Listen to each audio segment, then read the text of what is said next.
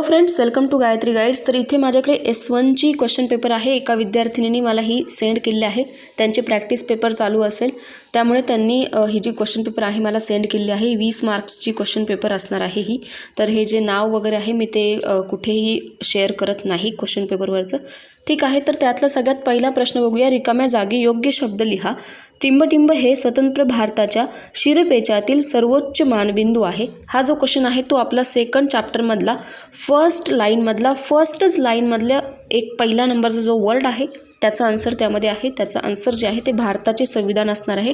भारताचे संविधान जे आहे ते भारताच्या शिरपेचातील एक सर्वोच्च मानबिंदू आहे. ठीक आहे. दुसरा क्वेश्चन जो आहे तो आहे डॅश डॅश हा भारतीय संस्कृतीचा आत्मा आहे. हा क्वेश्चन जो आहे तो फर्स्ट चॅप्टरमधला आहे. तर त्याचा जो आन्सर आहे ते आहे तडजोड आणि समन्वय. मी तुम्हाला सांगितलेलं आहे तडजोड आणि समन्वय जे आहे ते भारतीय संस्कृतीचा आत्मा आहे. थर्ड क्वेश्चन आहे तो आहे क्षेत्रफळाच्या दृष्टीने भारत जगात टिंबटिंब या क्रमांकावर आहे. 7व्या क्रमांकावर आहे. आपल्याला याचा आन्सर सगळ्यांना माहीतच असायला पाहिजे, जनरल नॉलेज आहे. चौथा क्वेश्चन आहे जगातील पहिले मुक्त विद्यापीठ टिंबटिंब या देशात सुरू केले किंवा स्थापन झाले. तर याचं जे आन्सर आहे ते इंग्लंड आहे. इंग्लंड या देशात जगातील सगळ्यात पहिलं जे काही मुक्त विद्यापीठ होतं ते स्थापन केलेलं आहे. ठीक आहे. अशा प्रकारे फर्स्ट क्वेश्चन होता. 4 क्वेश्चन तुम्हाला किंवा मग 4 रिकाम्या जागा इथे विचारला गेलेला होता. तर त्यामध्ये नंतरचा सेकंड क्वेश्चन जो आहे तो आहे खालील प्रश्नांची उत्तरे 60 ते 80 शब्दामध्ये लिहा. त्यातला सगळ्यात पहिला प्रश्न होता भारतीय समाज रचनेची वैशिष्ट्ये स्पष्ट करा. मी याच्यावर पॉईंट वाईज डिस्कशन या प्लेलिस्टमध्ये स्वतंत्र असं एक विषयवर डायरेक्ट व्हिडिओवर बनवलेला आहे. खूप वेळ सांगितलेलं आहे की भारतीय समाजाची एक तर वैशिष्ट्ये विचारतील, त्यामुळे तुम्हाला करून ठेवायचे आहेत. तर त्यामध्ये तुमचे काय काय येणार आहे, जाती व्यवस्था असेल किंवा मग आर्थिक विषमता असेल, धार्मिक आणि भाषिक विषमता, ग्रामीण भारतीय समाज असेल, लोकसंख्येच्या दृष्टीने मोठा असलेला देश आहे किंवा मग विविधता आहे, हे सगळे काय आहे भारतीय समाज रचनेची वैशिष्ट्ये आहे. दुसरा प्रश्न आहे तो आहे जागतिकीकरणाचे परिणाम निश्चित करा. तर जागतिकीकरणाचे परिणाम काय आहे आपल्याला माहिती आहे की जागतिकीकरणामुळे काय झालं की खेड्यामध्ये किंवा मग कोणतेही जे काही वर्ग होता, एक गरीब श्रीमंत वर्ग असेल किंवा मग श्रीमंत असेल, तर त्याच्यामुळं काय झालं की खेड्यामुळे रासायनिक खतांचं असेल किंवा मग शेतकऱ्यांचं जे काय झालं रासायनिक खतामुळे झालं, शेतीचं जास्त प्रमाणात काय झालं नुकसान झालं. मग त्यामुळे काय झालं जागतिकीकरणाचा परिणाम झाला किंवा मग गरीब अधिक गरीब होत गेले आणि श्रीमंत अधिक श्रीमंत होत गेले. अशा प्रकारे भरपूर असे परिणाम जे आहे ते फर्स्ट चॅप्टरमध्ये डिफाईन केलेले आहे.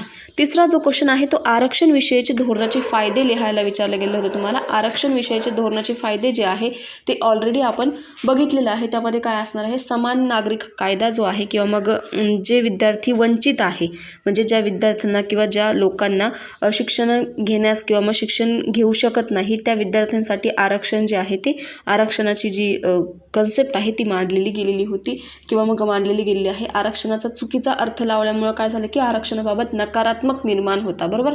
मग त्यामुळे आरक्षणामुळे काय झालं की त्या पलीकडे सर्वांना आरक्षणाचा लाभ व्हावा हे चुकीचं होतं. म्हणजे ज्या विद्यार्थ्यांना किंवा ज्या लोकांना आरक्षणाची गरज आहे, ज्यांना जास्ती वर्षापासून कितीतरी दिवसापासून शिक्षण भेटलं नाही आहे, अशा विद्यार्थ्यांसाठी किंवा मग अशा लोकांसाठीच आरक्षण विषयकचे जे काही धोरणाचे फायदे आहे ते तिथे विचारले गेलेले होते. नंतर क्वेश्चन थर्ड होता खालील प्रश्नांची उत्तरे 120 ते 160 किंवा मग 200 शब्दांमध्ये लिहायला विचारलं गेलं होतं. गुण होते 6.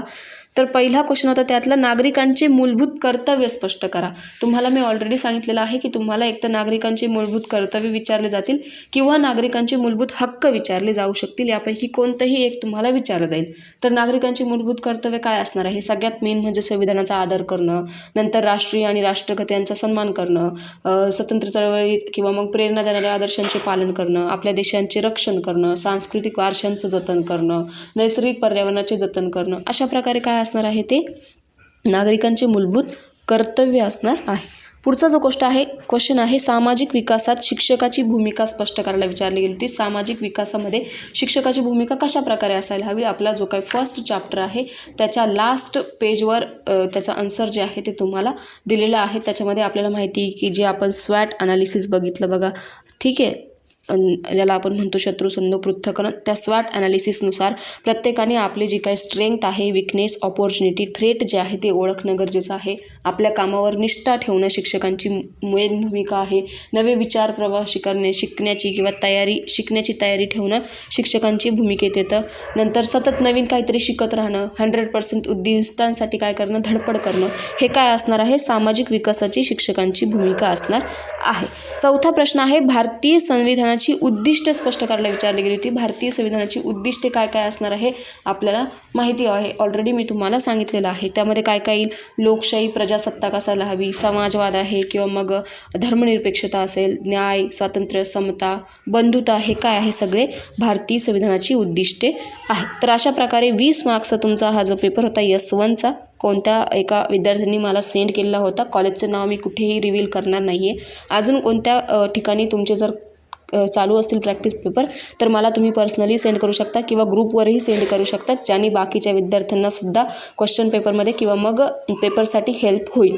ठीक, आय होप की तुम्हाला व्हिडिओ समजला असेल, कळाला असेल. जर व्हिडिओ आवडला असेल तर लाईक, शेअर, सबस्क्राईब करायला विसरायचं नाही आहे. भेटूया परत पुढच्या व्हिडिओमध्ये. Bye bye, take care.